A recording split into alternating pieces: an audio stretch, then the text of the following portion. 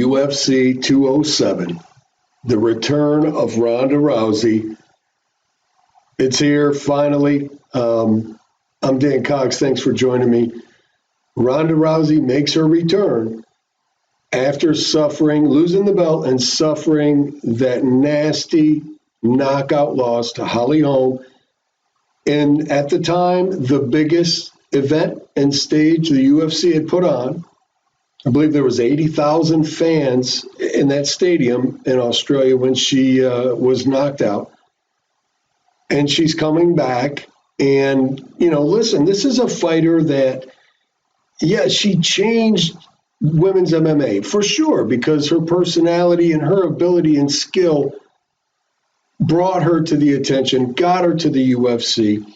The women have always been out there kicking ass, and you can watch now and see the level and the talent, and it's really impressive. But Ronda did break that mold. She was the first fighter, and she dominated like no other. I mean, she's the first champ, right, at 135. She dominated that. I mean, she was armbarring people in the first round over and over and over. And then we seen the fight with Betch Correia. Betch got stuck against the cage, standing still. Ronda was able to throw bombs. She landed it, dropped Betch, face planted her, just separated her from her consciousness. And Ronda felt like she was a striker. She felt confident. She did find out, though, against Holly Holm, she's not a striker. You need footwork. You need head movement. You got to be able to punch and move your feet at the same time. Shame on you, Edmund. But Ronda is such a competitor. She'll never give up at anything. And the mental side of her game is so important. And that's why I wonder, where is Ronda going to be at in this fight?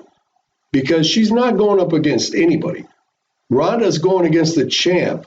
And Amanda Nunes is a beast. This is an extremely strong, well-rounded, super aggressive fighter. Now, this could play into Ronda's hands because she doesn't want to fight another Holly Holm that has the footwork and the ability to circle and keep her at distance. She needs to fight someone where she can use the skills that got her to the big dance, to the show. And that is her judo, grappling, armbar, ground game. It's not striking.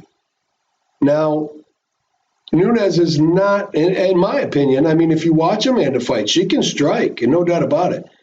But she's a pressure fighter. And that could be perfect for Ronda because she could get inside, allow that clinch. Ronda will do what she does, get her to the ground. She could armbar anyone. She is just so elite, guys. Don't think just because she lost with that knockout that has anything to do with her ability on the ground, because it definitely doesn't. And you're going to see a highly motivated Ronda Rousey in this fight. So this is the test for me. It's not about Ronda's skill. It's about the mental game. Where is Ronda at mentally? What is she going to do when she gets hit? Because if you've never been knocked out, once you are knocked out, I don't care how much you train in the gym. Once you get in the ring or the cage and it's real, you have that question in your mind. How will I react? How will I react to that shot? She's going to have that question no matter what. And she'll find out really quick. And it depends on how she deals with that.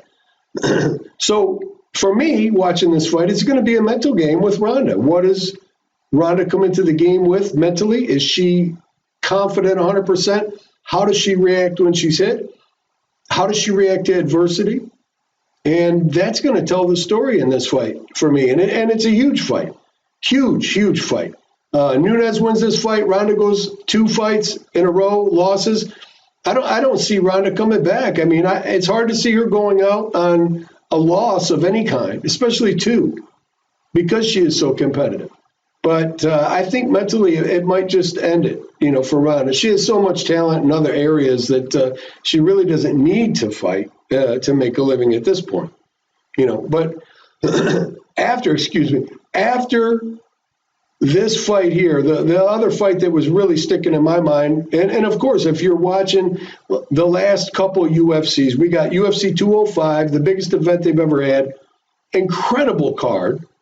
Then UFC 206 had just passed, where we had possible fight of the year, knockout of the year, just incredible fights.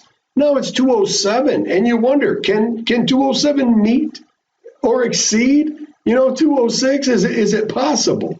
As a fan, I mean, gosh, I am hoping for that.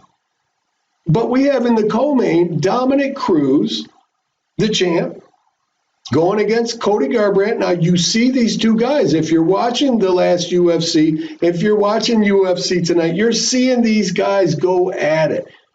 And I'm going to tell you something. It's not just that a lot of fighters don't like Dominic Cruz.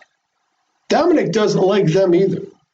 And Dominic Cruz is probably the most competitive human being that I think I've ever, I don't know him personally like that, but that I know of. He is incredibly competitive. He takes everything deadly serious. And this fight, he is taken serious. Now, Cody has got that big power, right? He's got the confidence, but he's got the big power, and he's dropping guys with one shot. He's taking shots in order to land it. But you have to wonder, with a guy like Dominic Cruz and his footwork, he's so awkward. He punches from angles that you are never, no one punches at you that way in practice. You're not used to that. Very effective. Will Cody get, a little bit frustrated if he can't catch Dominic? What's going to happen there? If Dominic's able to take him down, what's going to happen there again? This is a fight where if Cody lands the big shot, he could end it. He could end it. The longer this fight goes, the better it's going to be for Cruz. There's no doubt about it. Cruz has the ability to make anyone look bad. From 155 down, Cruz can make anyone look bad.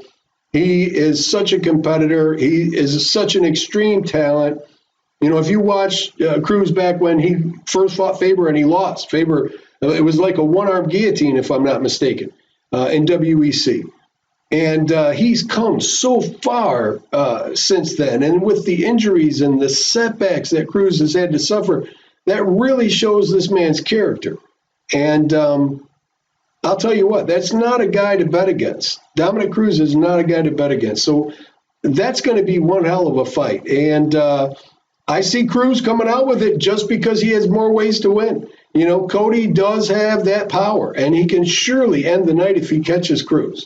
Cruz has been hit before, and with Cody, he has a little more power than any other guy in that division. Maybe he catches him clean, it could be the end for Dominic, and the title changes hands, and it goes to an alpha male, or what Dominic Cruz says, an alpha fail.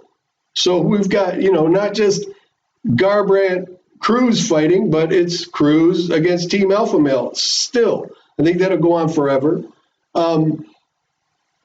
There's another fight on the card that this is one, and excuse me for laughing, but we have a rematch between a fight that I was talking to a buddy back when this fight was happening. We were going back and forth about it, and it was Cain Velasquez and Fabricio Werdum. And Fabricio his striking has come so far that he's no longer just a threat on the ground, because he's got the best jiu-jitsu in the heavyweight division of any heavyweight, in my opinion. Him and Frank Mir are just, they're crazy good for such big guys.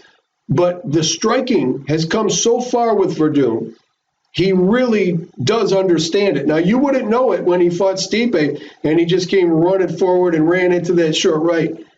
But I think if you look at the fight against Velasquez in the first fight, yes, Cain did not train for the altitude there in Mexico, and it cost him dearly. But even before he was gassing, he was being outstruck, and he was being controlled. The fight was being dictated by Werdum.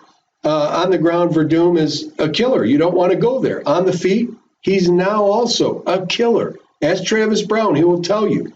So this is going to be one hell of a fight. For a rematch in the heavyweight division, it's something I'm really looking forward to because Velasquez has been known as the best. He was the champ. And again, after a defeat like that, where is your mindset? Where are you at mentally? And, when you're going against the guy that beat you like that, yeah, you want payback, but you still have that thought in your mind.